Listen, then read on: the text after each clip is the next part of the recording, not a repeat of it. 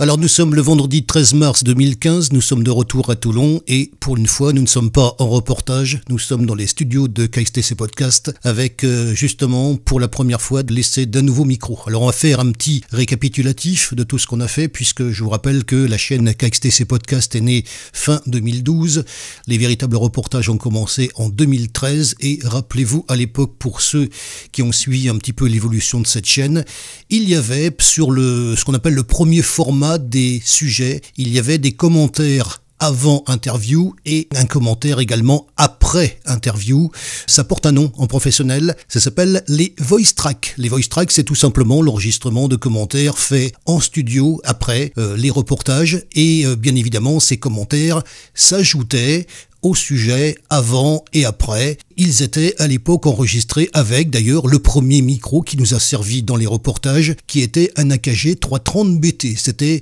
pour la petite histoire le micro que j'utilisais en radio. Voilà, donc ce micro nous a permis de lancer la chaîne à la fois dans les reportages mais aussi dans les voice tracks et puis on a cherché bien sûr à avoir mieux. Donc l'année dernière, eh bien on a pris le micro E845 Sennheiser qui assure dans les reportages sur enregistreur numérique bien évidemment un son absolument extraordinaire reconnu par tous qui permet bien sûr de faire, je le rappelle encore une fois, nous faisons non pas de la vidéo mais la radio, je pense que c'est évident, avec bien évidemment ce montage radio si particulier qui optimise tous les propos des interviewés et Dieu sait s'il y en a eu puisque je crois qu'on doit être à quelque chose comme 500 interviews depuis le début de la chaîne, ça commence à compter avec bien évidemment toute l'expérience que ça peut apporter. Le tournant important a été fait donc en avril 2014 lors d'une manifestation à Solliès-Pont où nous avons enregistré le maire André Garon lors du lancement d'un salon qui était la deuxième édition du salon vintage à Solliès-Pont et nous avons fait à ce moment-là une petite captation. La captation c'est quand on enregistre quelque chose, quand on enregistre une manifestation et c'est légèrement différent si vous voulez d'un interview. Donc on a fait cette captation d'une minute 20 et là on s'est dit effectivement on peut pas reprendre le format qu'on avait habituellement, mettre des commentaires qui auraient été plus longs que l'enregistrement lui-même. C'est là qu'on a changé de format et on est maintenant sur, vous l'avez remarqué je pense, un format direct qui permet donc en plus qui enlève du travail puisqu'on n'a plus les commentaires à faire avant, donc on est directement sur l'interview, interview, jingle et c'est beaucoup plus rapide, ça me fait moins de travail, donc on va pas cracher dessus non plus et donc il fallait quand même avoir un outil pour les voice tracks, et bien cet outil on l'a depuis hier, il est arrivé, il est en fonction et donc on a cherché, je peux vous dire que avant de trouver cet outil, avant de le régler, avant de considérer que ça y est, bon, on a notre outil qui va permettre justement de faire des commentaires, des voice tracks.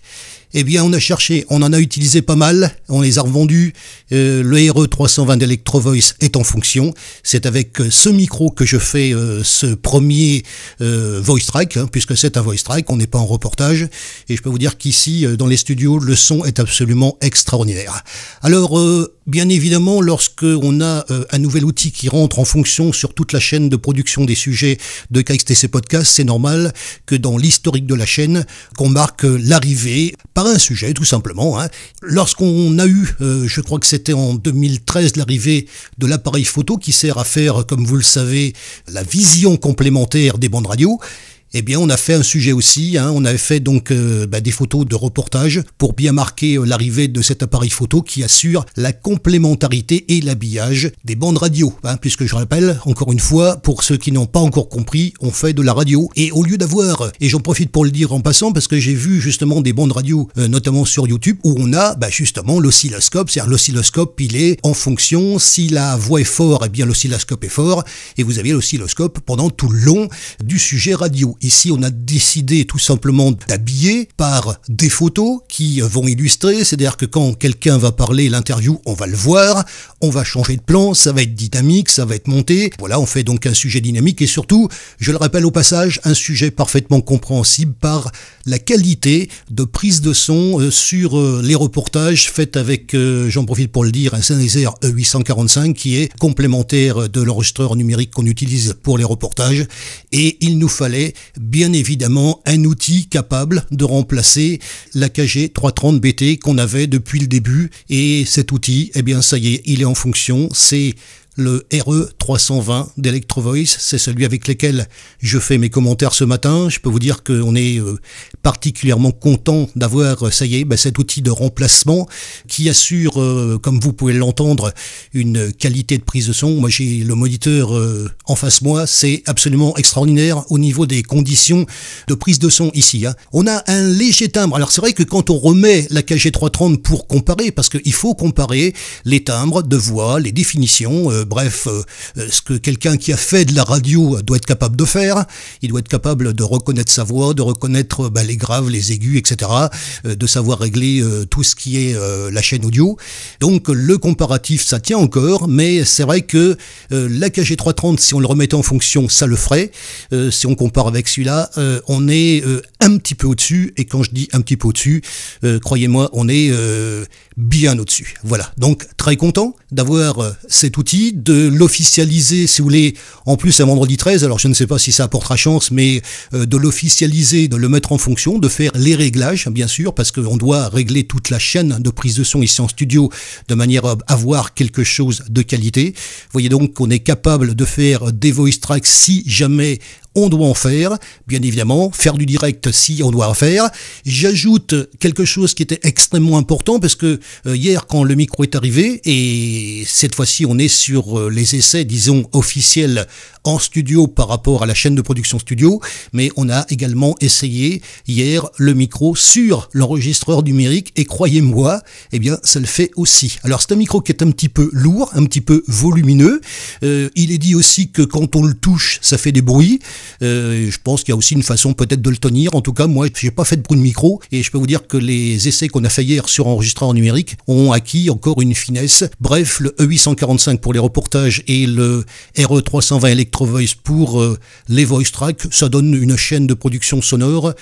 sans compter bien sûr l'enregistreur qui est sympa, et puis le monitoring de reportage qui est sympa aussi. Ça va nous donner quand même quelque chose de qualité. J'ajoute enfin qu'un preneur de son digne de ce nom dans le métier doit être capable aussi, lorsqu'on fait des prises de son, de les contrôler, de mettre un casque sur les oreilles, de savoir ce qu'on va capter. S'il y a un bruit, s'il y a des bruits qui sont indésirables pendant la prise de son, on écoute sa prise de son, et puis s'il y a des bruits, eh bien la prise de son on la refait, de manière à ramener en studio pour le montage des éléments de qualité qui vont faire que nous, on est axé sur la qualité des reportages, la qualité des prises de son, faire en sorte que les interviewés retrouvent leurs propos d'une manière claire. On fait de la radio, les gens doivent pouvoir s'entendre, les gens qui vont écouter les sujets, parce qu'il s'agit d'abord d'écoute avant de voir, c'est dans cet ordre-là qu'on traite les choses, donc on doit être capable d'entendre correctement les interviewés et leur donner la parole avec bien évidemment ce petit montage radio très spécifique qui n'a encore une fois, et je le répète, rien à voir avec la vidéo, puisque en vidéo il y a des choses qu'on ne pourra jamais faire, et donc c'est ce qui fait l'originalité de ce format, et je remercie au passage tous les gens qui ont compris ça. Et on ajoute bien évidemment